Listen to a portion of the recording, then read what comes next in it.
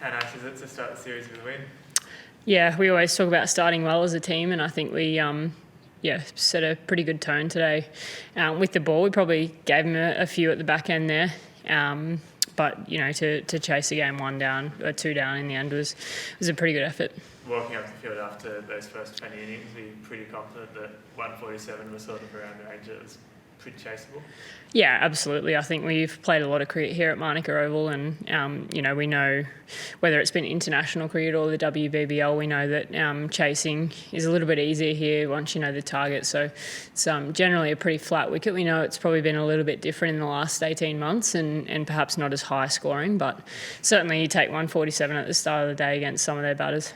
What was it like standing out there with Alyssa when she was going bang bang at the start of that innings? Yeah, it's always nice to be at the other end when she's doing that, isn't it? It's it's a sight to behold, and she's always been a player that entertains the crowd and plays the game with such freedom and flair. So to get the best seat in the house at the other end is always nice. She's obviously had a bit of sickness. How close was she to missing today's game? Oh, we know that Alyssa Healy does everything she can to play for Australia, and she's never going to miss a game. So if she's going to score runs like that, she can be unwell any day of the week, I think. Talk us through your innings. How did it sort of progress? And by the end, you seemed to really be hitting your straps.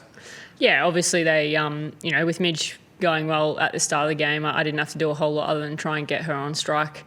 And then perhaps, T-Mac and I lost our way through the middle after that big partnership. I thought South Africa actually executed their plans and, deliveries quite well and made it a little bit difficult for us through the middle to score. So we'll have to have a look at that and come up with some options. I thought they did bowl exceptionally well, but, in an ideal world, it wouldn't have taken till the last over. But sometimes that happens in T20 cricket and you can't quite adjust as quickly as you'd like. So, towards the end, I was hitting them all right, which is good for me heading into tomorrow. I think I saw on Twitter that you're averaging 129 at Manuka Oval. What is it about this place that you seem to like? I don't know. I've probably just been a little bit lucky in some instances, but it's a bit of a road here, isn't it? Today was a little bit tougher than what it has been in the past, but the sun was out shining today here in Canberra, so it was a pretty nice time to be out in the middle. I guess you've hit back-to-back 50s, but they've both been kind of similar in that you've kind of had to scrap your way and then you've got going at the end. How are you feeling that at least you're able to dig in and still get those big scores?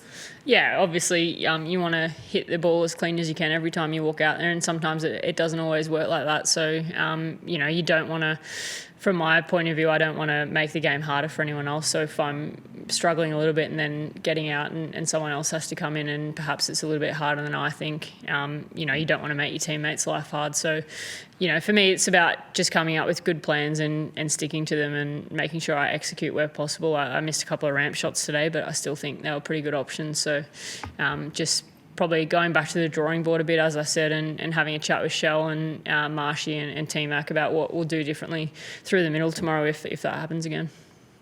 How else can you build on today's performance tomorrow? Yeah, I think, if we happen to bat first tomorrow, it's probably having a little bit of a discussion about what a winning total is batting first. The wicket did keep a little bit low at times when Midge was facing up against Cappy. So, that's something to keep in mind heading into tomorrow. But those discussions will happen this afternoon. And, we've got some very smart cricketers in our dressing room, not just staff, but players as well. So I'm sure there'll be a lot of ideas floated about and make sure come tomorrow we're ready to go.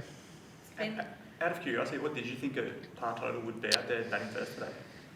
Yeah, well, I think the outfield's a little bit slower than perhaps we're used to. So maybe 160 is probably about par. I think, it's probably, if the grass was a little less thatchy, it's probably worth about 180. But, it's hard to know. As I said, the conditions are slightly different now than what they were perhaps 2 years ago here. So we'll have to have a chat about that later on. Pez has had to wait quite a while to get a bowl in a T20 international, but she looked really good out there today. How have you seen her grow back into her bowling over the last few months?